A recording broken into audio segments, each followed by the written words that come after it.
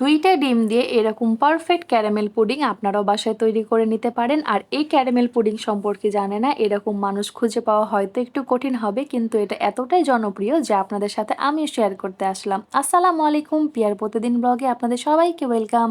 প্রথমে আমি এখানে 1 কাপ গুঁড়া দুধ গুলিয়ে জাল করে নেব। আপনারা গরুর দুধটাও ইউজ করতে পারেন। 1 কেজি গরুর দুধ জাল করে হাফ কেজি করে নেবেন, তাহলেই হবে। তারপর আমি এখানে ক্যারামেলটা তৈরি করে নেব। সেই জন্য আমি এখানে হাফ কাপ চিনি এবং 3 টেবিল স্পুন পানি দিয়ে পারফেক্ট একটা কালার চলে আসলে যে বাটিতে আমি সেট করব সেখানে আমি ঢেলে নেব।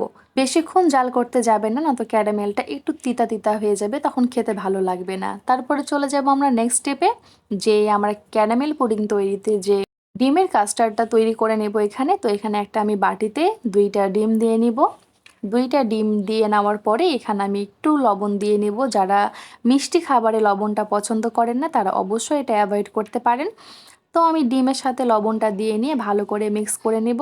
আর আমার ডিমটা মিক্স করে নেওয়া হয়ে গেলে এখানে আমি পরিমাণ মতো চিনি দিয়ে নেব। আমি এখানে হাফ কাপের একটু বেশি চিনিটা ইউজ করেছি। আপনারা এখানে তারও কম ইউজ করতে পারেন অথবা বেশি ইউজ করতে পারেন, আপনাদের টেস্ট অনুযায়ী আপনারা চিনিটা দিয়ে নেবেন। তারপর আমি ভালো করে হ্যান্ড উইক্সের সাহায্যে ভালো করে মিক্স করে নেব। চিনিটা গলে আসলে এখানে আমি দিয়ে দিব ভ্যানিলা এসেন্স। তো ভ্যানিলা এসেন্সটা দিলে পুডিংয়ের মাঝে একটা সুন্দর স্মেল ছড়ায় এবং খেতে অনেক বেশি ভালো লাগে। তারপরে আমার জাল করে রাখা দুধটাও এখানে আমি দিয়ে নিলাম। তারপরে ভালো করে মিক্স করে নেব। তো ভালো করে মিক্স করে নেওয়া হয়ে গেলে আমি যে বাটিতে ক্যারামেলটা সেট হতে দিয়েছিলাম সেটাতে আমি এই মিক্সচারটা ভালো করে ছেঁকে ঢেলে নেব। আর ছেঁকে ঢেলে নেবেন, তাহলে আপনার পুডিংয়ের মাঝে কোনো ক্র্যাক দেখা দিবে না এবং কোনো বাবলস থাকবে না, এটা একদম স্মুথলি হবে। তারপরে একটা ঢাকনা দিয়ে নিলাম। যারা ঢাকনাওয়ালা বাটি ব্যবহার করবেন তারা এভাবে ঢাকনা দিবেন, যারা ঢাকনা ছাড়া ইউজ করবেন তারা উপরে একটা ফয়েল পেপার দিয়ে নেবেন। একটা হাঁড়িতে গরম পানি বসিয়ে আমি পুডিংটা বসিয়ে দিলাম। তারপরে আমি 20 মিনিট রান্না করে নেব পুডিংটা হয়ে আসা পর্যন্ত। তো আমার পুডিংটা হয়ে গেছে। আমি 1 ঘন্টা মতো ফ্রিজে রেখেছিলাম, আপনারা 2 ঘন্টা মতো রাখতে পারেন, কারণ এটা ঠান্ডা ঠান্ডা খেতে ভালো লাগে এবং পুডিংটা ভালো হয়ে সেটও হয়ে যায়। তো আমি একটা বাটিতে পুডিংটা এখন ঢেলে নেব।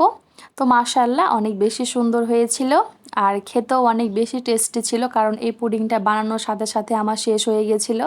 পরবর্তীতে আমি 1 পিসও পাইনি খেতে, জন্য প্রথমে আমি একটু খেয়ে নিয়েছিলাম আর কি, কারণ জানি এটা অনেকটা মজার হয়। এটা আমি বাসাতে প্রায় বানিয়ে থাকি, এটা সবাই অনেক বেশি পছন্দ করে।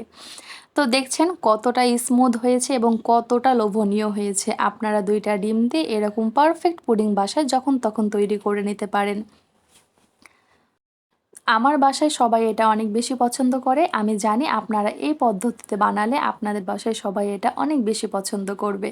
তো আমি পুডিংটা তখনই খেয়েছিলাম, পরে আর আমি 1 পিসও পাইনি, কারণ দেখতেই পাচ্ছেন সম্পূর্ণটা শেষ। তো আজকের ভিডিও এ পর্যন্ত। সবাই ভালো থাকবেন, সুস্থ থাকবেন, প্রিয়ার প্রতিদিন ব্লগ দেখতে থাকবেন এবং আমাকে সুন্দর সুন্দর কমেন্ট করবেন, কারণ আপনাদের সুন্দর সুন্দর কমেন্ট আমাকে অনেক বেশি অনুপ্রেরণা যোগায়।